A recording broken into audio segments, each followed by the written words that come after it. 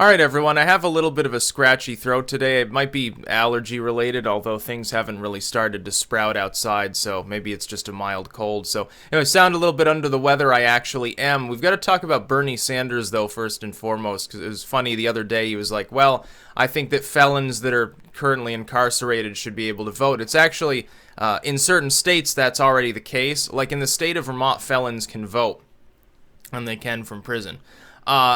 My own feelings on it, I don't really support felon voting. There are some exceptions, though, like for a white-collar crime or something, it's a little bit different. We got to define what we're talking about when we say a felony. Are we talking about a serial killer or a gang rapist or something? Or are we talking about someone who, stole a car, because they were being, dumb at the time or something, and drunk and binge? There is a difference. And the litmus test, really, it's not entirely arbitrary. When we're talking about that, the founding fathers, the people that formed the country, would have considered it fine for someone to vote, like probably not when they were incarcerated, but thereafter, wouldn't have had a problem with, I think, most forms of felons voting. The litmus test would be a specifically violent criminal, someone with what they would consider violent lunacy, or someone who is mentally in a state that they're incapable of making rational decisions.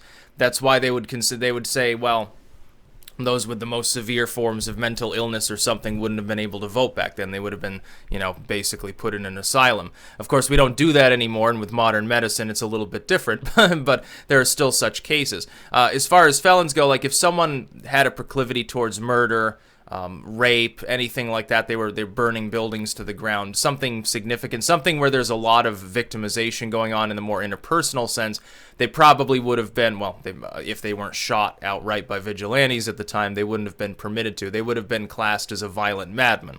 And violent madmen weren't allowed to vote because they were behind bars, and insofar as they were incarcerated, were prevented from doing that part of their civic duty, so to speak, because they weren't able to make a rational decision. Totally not arbitrary. There is a litmus test that's in place there. The thing is that was more, I think, cultural.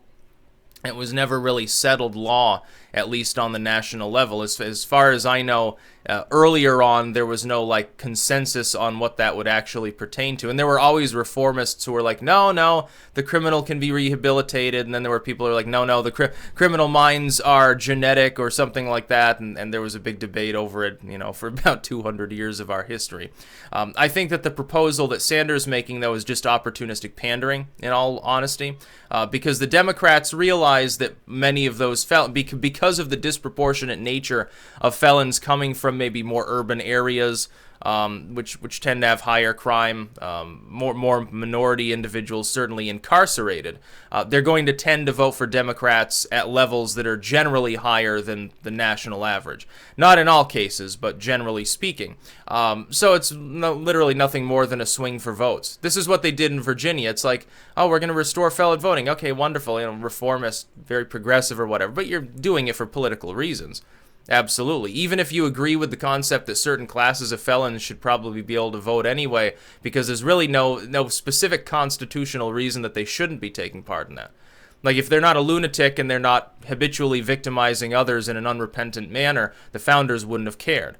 Back then, a lot of the things that we consider, felonies now would have been basically, you're either shot by the sheriff, like assault or something. You haul off and punch someone in a bar. Assault with a deadly weapon is a fairly significant charge these days. Back then, men would settle it with their fists, basically. You might get killed in the endeavor, but you wouldn't have been stripped of your voting rights thereafter. And of course, back during the more formative periods of the United States, if you were an outlaw in one place, you just rode to the west. Typically, you would go west and try to make a new life. You'd go disappear into the hills and go, trap beavers or something like that. And people thought that was a good time. But Bernie Sanders is nuts anyway. And this is the kind of pandering that we Vermonters have to deal with. You've got to understand, as a Vermonter, I have a different perspective on Bernie Sanders than people in other parts of the country. My first perspective, of course, is he's not really a Vermonter. He's a New Yorker. He's from Brooklyn. He happened to come here primarily for politically activistic purposes and for employment purposes when he was employed at all. I thought it was funny. I think it was Estevel was trying to debate me on the topic of Sanders' employment, and I pointed out, look, yeah, he's had jobs before, but he never kept any of them for any particular length of time. He was mostly in education, and then he went straight into politics. So he's never had to have, long term, and has never been successful at, certainly even more than very short term, at any particular form of employ that doesn't involve government or education. I think for a while, I think he was doing some teaching. I think even that he failed at. So it's very a self-proclaimed socialist who at the time was like, was kind of a happening dude, eating his granola and shit, probably playing with solar panels on the Jimmy Carter administration era, manages to get fired from an ivory tower sort of job. That person has a few issues, to tell the truth.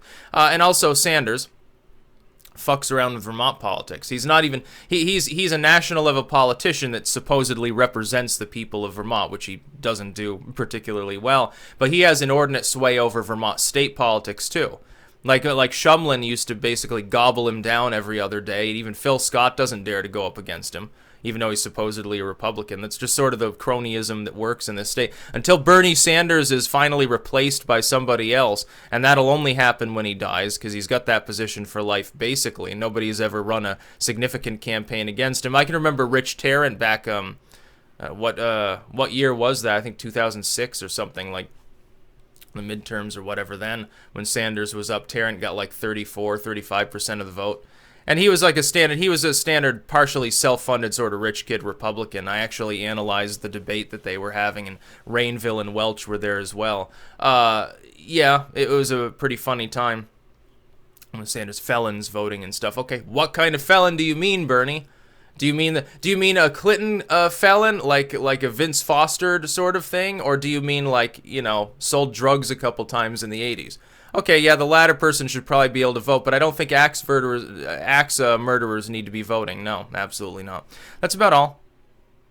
Peace out.